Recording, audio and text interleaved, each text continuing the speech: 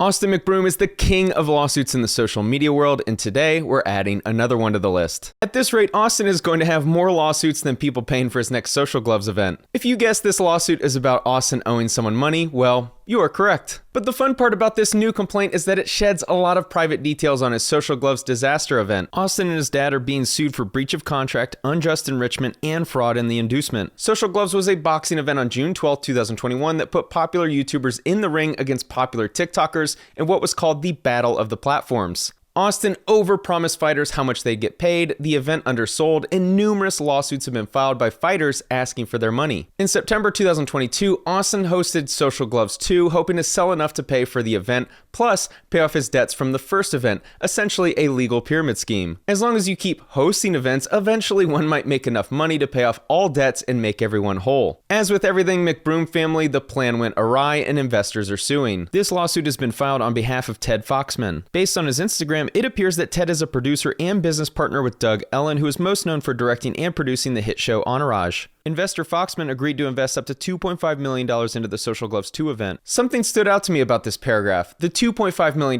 was shocking, but it was the next sentence that opened my curiosity. The investment shall cover the amounts needed to settle the remaining fighter claims. Because none of the fighters from the first event were paid, they all filed lawsuits against Austin. The numbers on what they're owed and what they settled on are finally available, which we'll discuss in just a minute. On April 18, 2022, Foxman wired $49,500 to help settle the remaining fighter claims. The way the contract worked is Foxman agreed to cover the event costs if the McBrooms were unable to find another investor for the event, and the first payment of $49,500 would cover a fighter from Social Glove 1's settlement claims.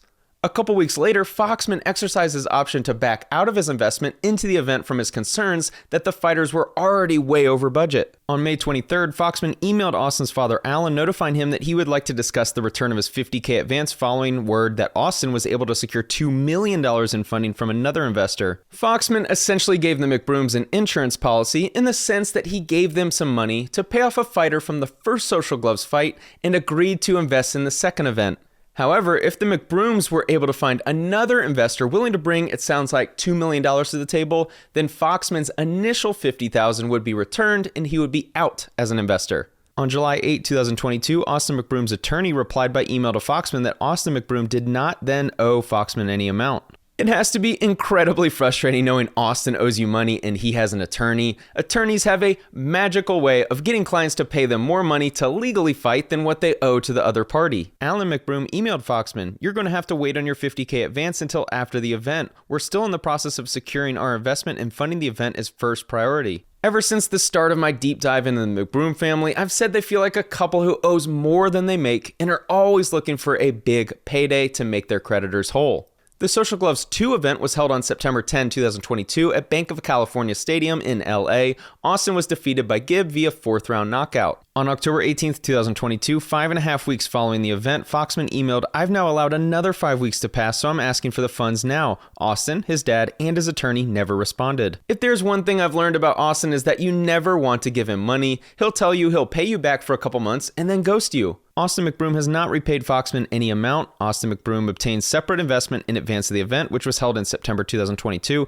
and it is now more than 6 months after Foxman terminated the MOU.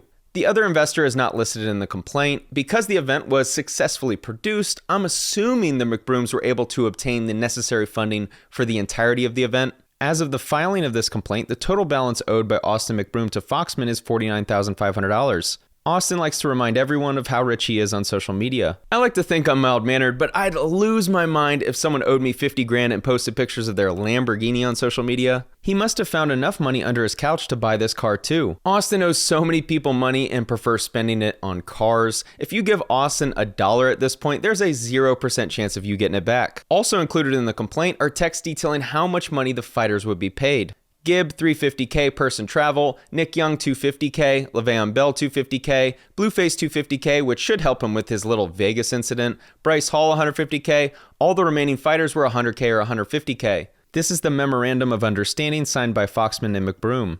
The MOU lists the first event as having sold 136,000 pay-per-views. The biggest reason why all of these lawsuits have been filed is Austin expected to be able to sell 1 million or more pay-per-views. When that didn't happen, he was a financial sinking ship. Also included was a list of the amounts owed to fighters in the first event and the amount they agreed to settle on. FaZe Jarvis, $200,000, Vinny Hacker, $100,000, Michael Lee, $80,000, DDG, $60,000, and Ryland Storm's $49,500. Foxman's $49,500 advance for the event was to pay off, I'm assuming, Ryland Storm's settlement since the amount lined up. The expected cost for utilizing Crypto.com Arena would be $250,000. The event was held at a different arena, but I thought it was cool seeing what it would cost to rent an arena that big. The production cost for the event was another $300,000. Between the fighter pay, arena rental, and production, the expected cost was around $2 million. The problem for Austin is he owed nearly $500,000 to fighters of the previous event, so the real cost was closer to $2.5 million.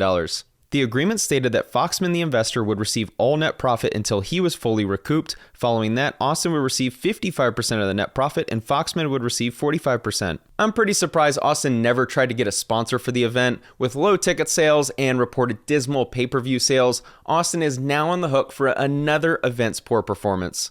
There needs to be books written on Austin and Catherine's ability to sell or market because I am utterly shocked at how people can still hand them any money or want to partner with them after everyone knows not to. There's mention of the producer giving the investor first right of refusal to invest in the for-profit broadcast of the McBroom wedding. Is there anything more symbolic of this social media couple than a broadcasted wedding that has a greater than 50% chance of turning into more lawsuits? Their track record is as poor as a Jim Cramer lowlights compilation on YouTube, and people still give them money. If you're thinking about giving the McBroom's money, just hand the same amount to your attorneys because that's always the end result.